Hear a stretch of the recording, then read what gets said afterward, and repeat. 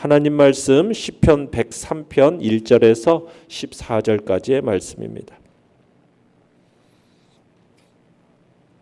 시편 103편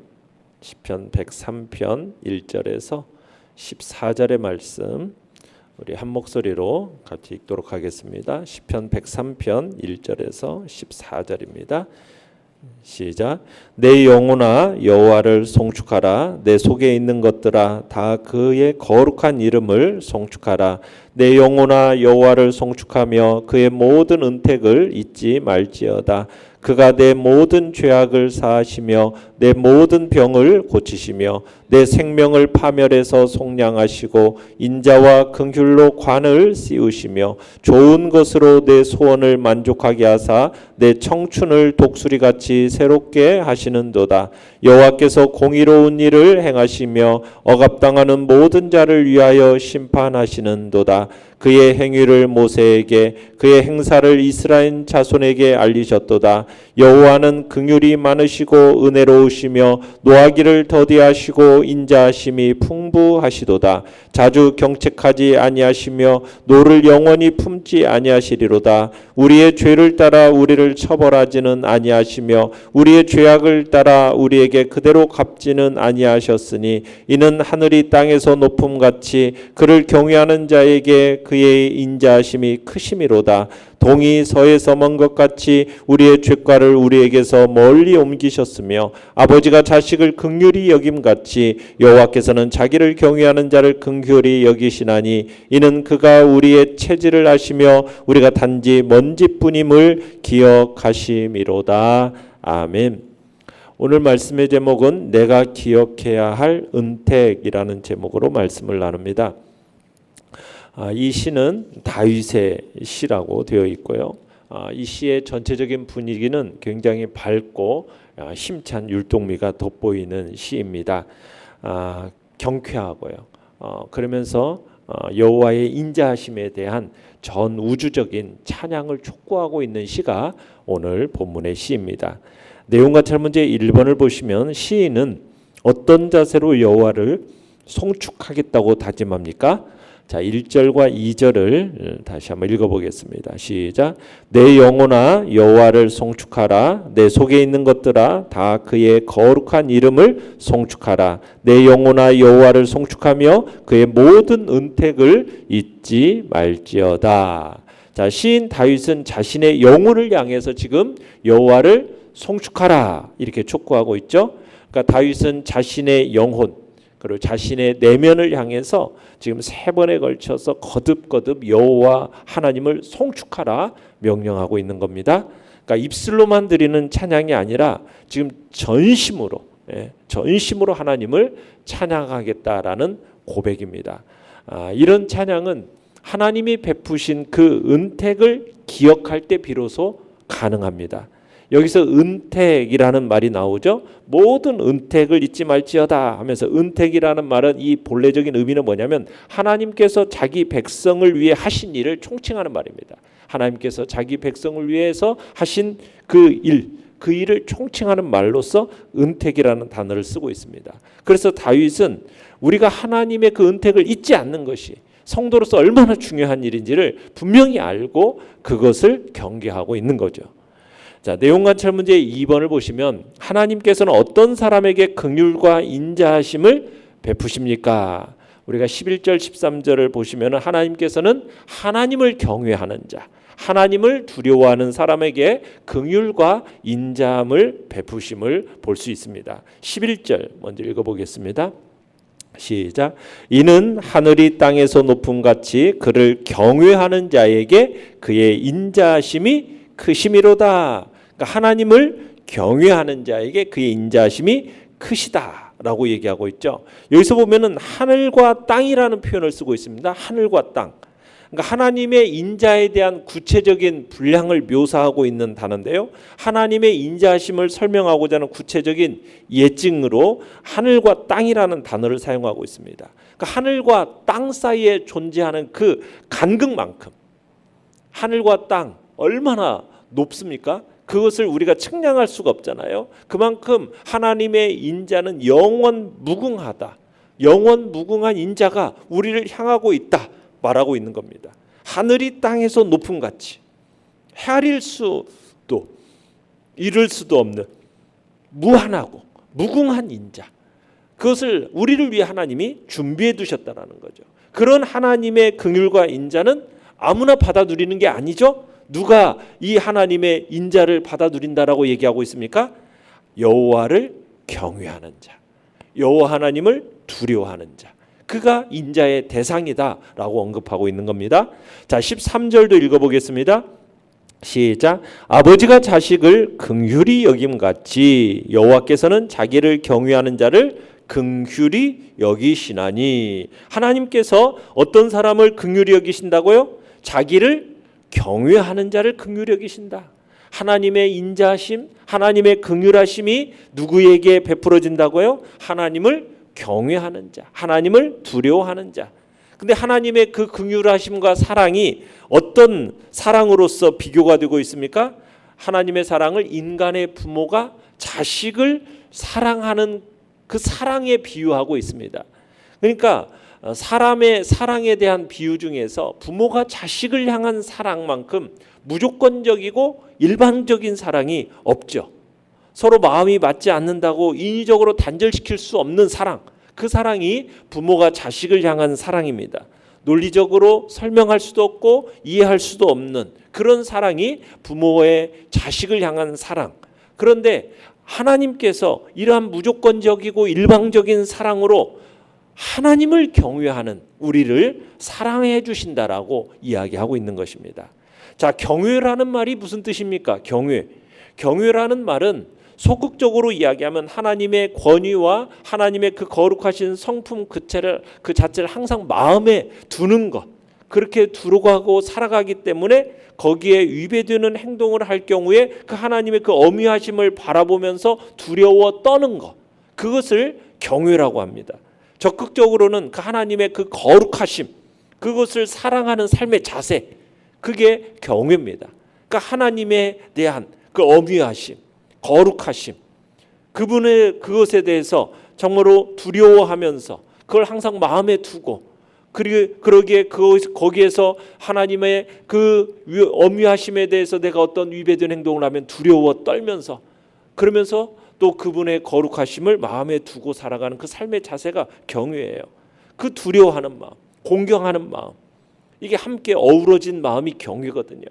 그 삶의 자세, 이것을 갖추는 것이 신앙에 있어서는 없어서는 안 될 너무나도 중요한 요소인 것입니다. 하나님을 향한 경외, 자기 죄로 인해서 하나님의 그 거룩하심 앞에, 그 거룩하신 하나님 앞에서 두려워 떠는 삶을 살아가는 것, 또 그 하나님의 거룩하심을 사모하고 닮아가는 삶을 살아가는 것, 성도로서 거룩하고 아름답게 세워나가는 이 동전의 양면과 같은 죄에 대해서는 하나님 앞에 두려워 떨고, 그리고 하나님의 그 거룩하심에 대해서는 사모하는 이 두 가지를 경외라는 단어로서 우리가 사용하고 있는 것입니다. 그런 경외함을 가진 자에게 하나님께서 그 인자하심과 긍휼하심을 베푸시는 거죠.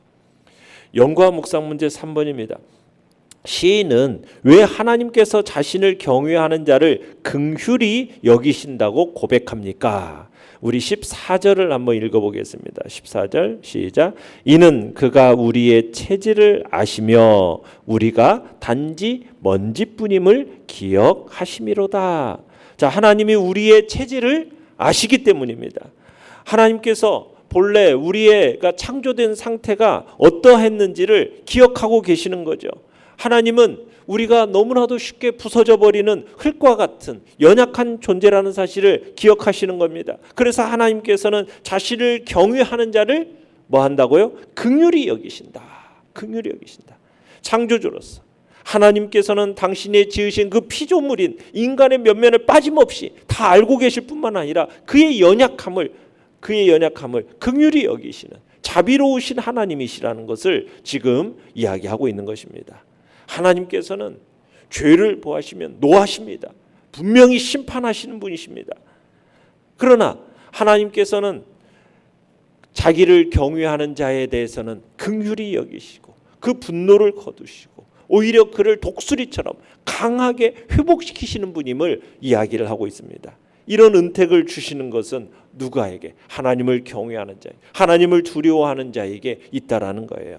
자, 3절 4절을 한번 읽어볼까요? 3절 4절 시작. 그가 내 모든 죄악을 사하시며 내 모든 병을 고치시며 내 생명을 파멸해서 속량하시고 인자와 긍휼로 관을 씌우시며. 자, 여기서 다윗은 죄를 회개한 후에 죄사함의 은총을 체험한 거예요. 그런 체험, 죄사함의 은총을 체험한 그 당사자인 다윗은 자신의 그 사주의 은총을 확신했기 때문에 하나님의 그 은택을 선언하고 있는 것입니다. 자, 그러면서 내 모든 병을 고치시며 해서 이 내 모든 병은 어떤 병이냐? 그냥 단지 육체적, 정신적 질병만을 의미하는 것이 아니라 하나님의 그 죄로 인한 심판으로서의 질병을 의미하는 겁니다.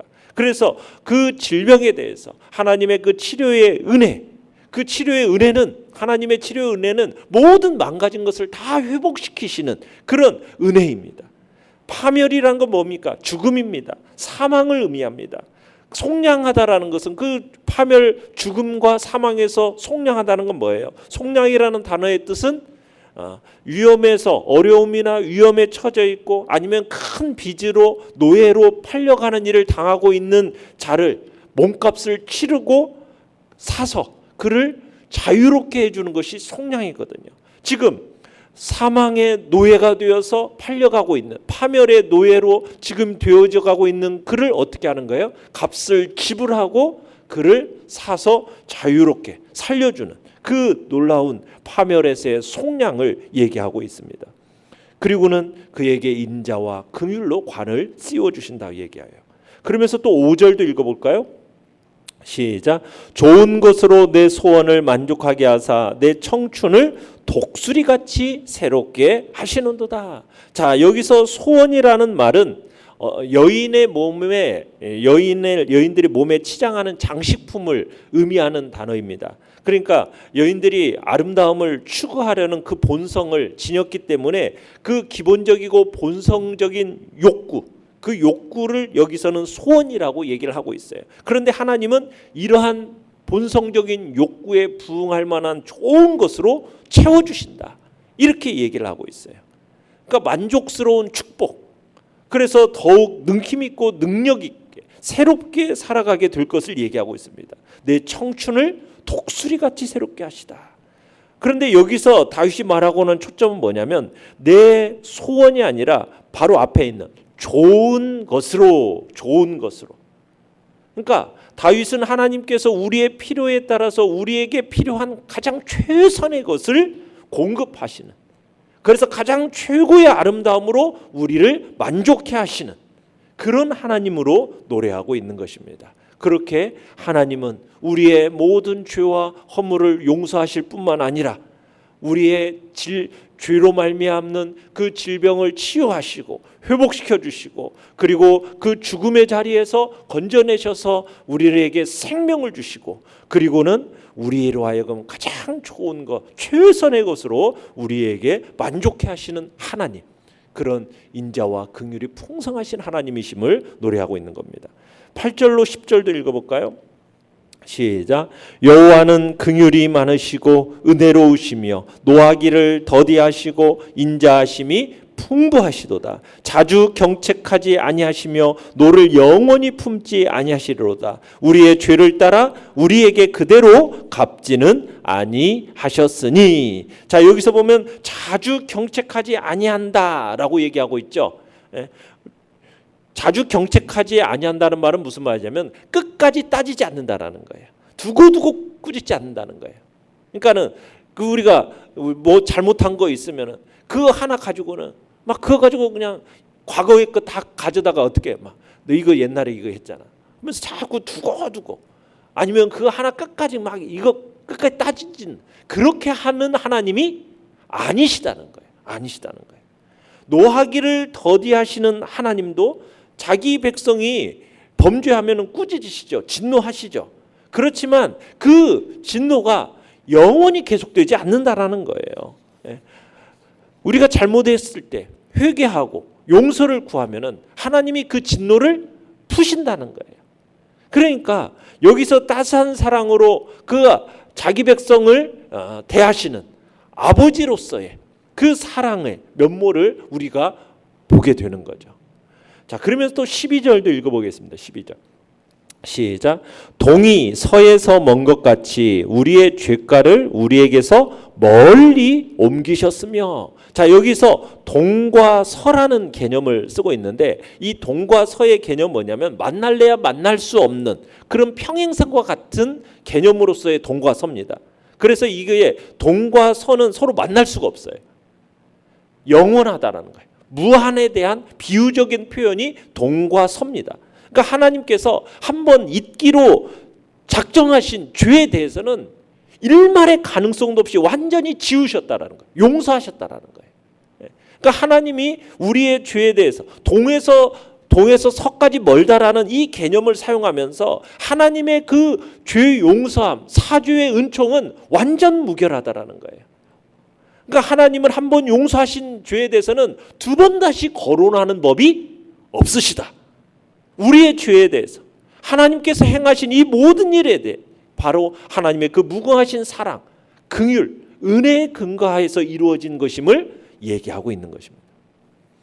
느낀 점 4번을 보시면 하나님을 두려워하면서도 죄를 용서해 주신 은택을 기억해 전심으로 찬양하는 모습에서 무엇을 느낍니까? 우리가 받은 가장 큰 은택이 바로 죄 용서함의 은택임을 우리가 느끼게 되는 거예요. 죄로 말미암아 우리는 어떻게 됩니까? 파멸의 자였어요. 파멸, 죽음의 자리, 저주받은 인생이었다고요. 죄의 노예가 되어서 예정된 죽음을 향해서 한 걸음씩 걸어가고 있는 그게 모든 인생의 숙명이었다는 얘기입니다. 그런데 하나님께서 어떻게 하셨습니까? 자신의 아들 예수 그리스도를 통해서 그 모든 죄값을 지불하셨어요. 십자가의 공로로 그 핏값을 지불하시면서 우리의 모든 인생을 죽음에서 파멸에서 구원해내셨습니다. 사탄이 청구하는 그 죄의 대가를 치르기 위해서 죽음을 당해야만 했고 파멸에 이를 수밖에 없는 존재들이었던 우리들이었는데 우리를 그리스도 안에서 그의 은혜의 풍성함을 따라 그의 피로 말미암아 속량 곧 죄사함을 받게 되었어요. 그 죄사함은 하나님이 더 이상 기억하지 아니하시는 동이 서에서 먼 것처럼 더 이상 따지지도 않고 기억하지도 아니하는 그런 하나님의 긍휼과 인자하심, 이 인자하심의 사랑으로 우리가 그 파멸에서 용서함을 건져냄을 받은 거예요. 불가능한 일이 이루어진 겁니다. 자기 자신을 사랑하는 그 사랑보다도 우리를 더 사랑하시는 사랑이었던 거죠. 이 놀라운 사랑을 우리가 기억하고 항상 감사하고 하나님을 찬미하는 성도가 되어야 되는 것이에요. 여러분, 우리의 힘으로 우리의 가진 것으로 얻을 수 없는 그 놀라운 죄사함의 은혜, 구원의 역사가 그 소중한 것을 대가 지불하면서까지 자신의 생명보다 더 정말 귀하게 여기는 것이 자녀의 생명 아닙니까? 부모에게 있어서. 근데 아버지께서 바로 자신의 독생자의 생명까지 지불하시면까지 우리에게 주신 그 사랑, 은혜, 이 베푸신 구원의 은혜를 우리가 얻었기에 우리는 그 구원받은 은혜를 받은 자로서 더욱 존귀하고 보배로운 삶을 살아가겠다라는 다짐이 우리 안에 있어야 할 것입니다. 결단과 적용 5번입니다.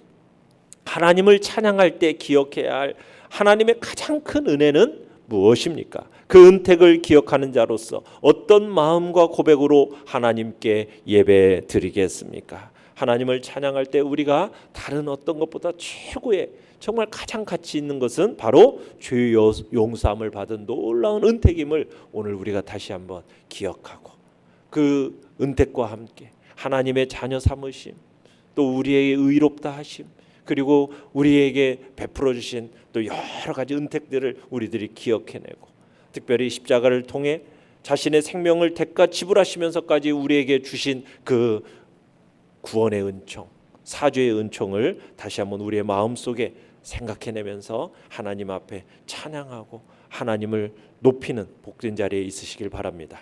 정말 하나님의 어미하심에 대해서 우리가 기억해내고 예수 그리스도의 그 십자가를 통한 죄 용서함을 다시 한번 묵상하면서 그 하나님을 찬양하는 복된 자리가 되시기를 간절히 바랍니다.